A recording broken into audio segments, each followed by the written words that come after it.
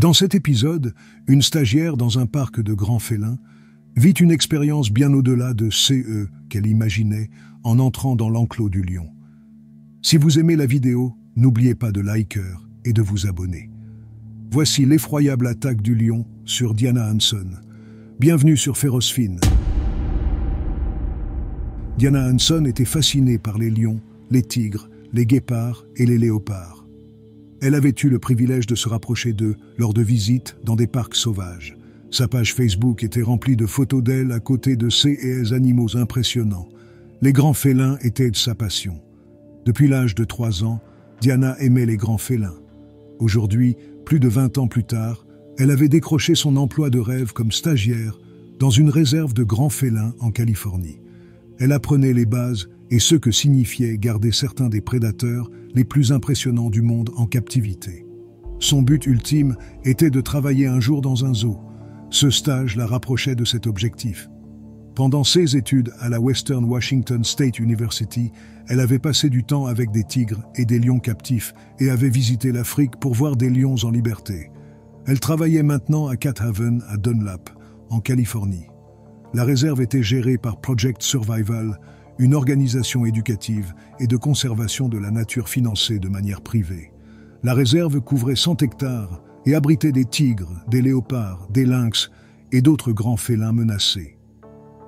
Le parc était utilisé à des fins éducatives pour sensibiliser à l'importance de ces espèces, alors que les populations de leurs homologues sauvages diminuèrent, ainsi que pour les visiteurs quotidiens du parc. Il proposait également des programmes éducatifs où le personnel visitait des écoles et des lieux de travail avec les grands félins pour éduquer et inspirer les gens. Diana, âgée de 24 ans, était immédiatement appréciée par le personnel. Elle montrait un enthousiasme contagieux pour son travail et était dévouée corps et âme aux grands félins. Elle composait des chansons sur chaque animal avec lequel elle travaillait. Elle aimait tellement être dans la réserve et travailler avec les animaux qu'elle demanda à emmener ses parents au travail pour leur faire visiter. L'équipe accepta et quelques jours plus tard, Diana guidait joyeusement ses parents à travers la réserve. Ils visitèrent les tigres, puis l'enclos des lions. À l'intérieur se trouvait un lion mâle africain nommé Cuscus. Il avait 4 ans et pesait 220 kg. Il était imposant et impressionnant, un favori parmi les visiteurs de Cat Haven. Et aussi un favori de Diana. Le père de Diana était conscient des dangers auxquels sa fille était exposée chaque jour en travaillant dans le parc. Il connaissait les histoires d'animaux captifs se retournant contre leurs soigneurs et craignait qu'un jour cela puisse arriver à Diana. C'était presque une prémonition. Il imaginait l'appel qu'il pourrait recevoir et la nouvelle dévastatrice qui l'attendrait à l'autre bout du fil. Mais Diana était heureuse. Elle adorait son travail. Elle y travaillait depuis 2 mois. Elle respectait les consignes de sécurité et connaissait les procédures de sécurité pour interagir avec les grands félins. Le matin du 6 mars 2013, Dale Anderson, le propriétaire du parc, est parti avec 2 autres employés pour un programme éducatif. Il a emmené un guépard pour le montrer à des enfants dans un zoo local. C'était la routine. Les employés restés au parc, y compris Diana, ont commencé leur journée. Meg Pauls, une collègue de Cat Haven, travaillait avec Diana. Elles ont suivi leur chemin habituel dans le parc, chacune responsable d'une zone différente. Elles utilisaient une voiturette de golf pour se déplacer dans le parc. Elles transportaient de la nourriture pour les animaux et du matériel pour nettoyer les enclos. Tandis que Meg partait dans une direction, Diana allait dans l'autre. Elles devaient se retrouver à la fin de leur tournée et revenir ensemble en voiturette au secteur des employés. Mais ce jour-là était différent. Le petit ami italien de Diana était en visite. Diana l'avait invité à passer la journée avec elle à Cat Haven. Peut-être voulait-elle lui prouver quelque chose. Peut-être voulait-elle lui montrer à quel point ces animaux étaient majestueux ou à quel point elle était douée dans son travail. Personne ne sait vraiment pourquoi elle a fait ce qu'elle a fait ce matin-là. Cuscus avait déjà été nourri peu après-midi. Diana est entrée dans l'enclos du lion. Elle savait qu'elle ne devait pas y aller seule. Normalement, 2 ou 3 employés sont présents lorsqu'on entre dans les enclos. Et en ce qui concerne Cuscus, seul Dale avait le droit d'entrer dans sa cage. Mais Diana savait où se trouvait la clé. Elle savait aussi comment enfermer le lion dans la partie plus petite de son enclos, tandis qu'elle nettoyait la plus grande. La partie dans laquelle elle l'enfermait était la zone d'alimentation. Il y avait déjà été ce jour-là. L'enclos se composait de 4 zones, une pour une personne et 3 pour le lion. Chacune était solidement fermée. Depuis la fondation du parc en 1993, il n'y avait jamais eu d'incident ou de problème avec les portes ou les enclos. Le système semblait bien fonctionner et tous les employés étaient bien formés avant de travailler avec les animaux. Diana balayait le sol et ramassait le fumier.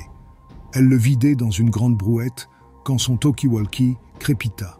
C'était Meg. Les 2 femmes bavardaient via les talkies-walkies pendant que Diana faisait une pause dans ses tâches. Mais elle avait tourné le dos à Couscous. Elle n'avait pas remarqué qu'elle n'avait pas fermé la porte séparant les 2 zones. Elle n'avait pas non plus remarqué que Couscous l'observait avec des yeux fascinés.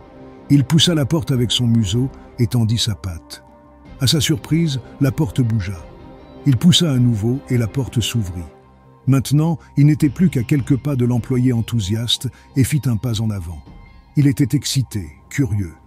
Il renifla l'air, posant l'une de ses énormes pattes dans la zone de l'enclos où se trouvait Diana. Lentement, il avança un pied après l'autre. Pour lui, ce n'était qu'un jeu, une vie en solitude. Il n'avait pas l'habitude de partager son enclos avec quelqu'un. Il avait grandi dans le parc depuis qu'il avait 8 semaines. À l'époque, juste un petit paquet d'énergie et de fourrure. Mais maintenant, il se tenait là, grand, avec une crinière impressionnante et un corps robuste. Il bondit sur Diana, frappant sa tête avec sa patte. Diana tomba au sol et en cet instant, elle fut morte. Le coup de la patte du lion lui avait brisé la nuque. Elle n'avait pas vu l'attaque venir. Elle n'avait ressenti ni douleur, ni souffrance. Un moment, elle parlait encore dans son talkie-walkie. Et l'instant suivant, elle était partie. Meg, à l'autre bout du talkie-walkie, appelait Diana. Elle trouvait suspect que la conversation se soit soudainement arrêtée, mais continua son travail. Elle avait terminé sa zone dans le parc et attendait maintenant Diana.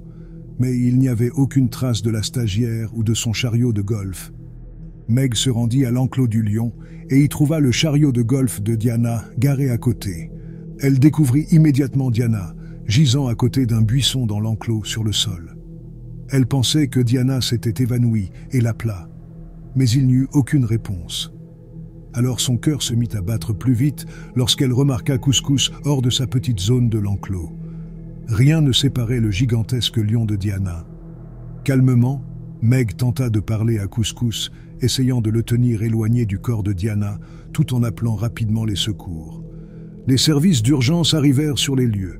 Les policiers tentèrent de leurrer Couscous dans un autre enclos avec de la nourriture, afin que le personnel puisse accéder au corps de Diana.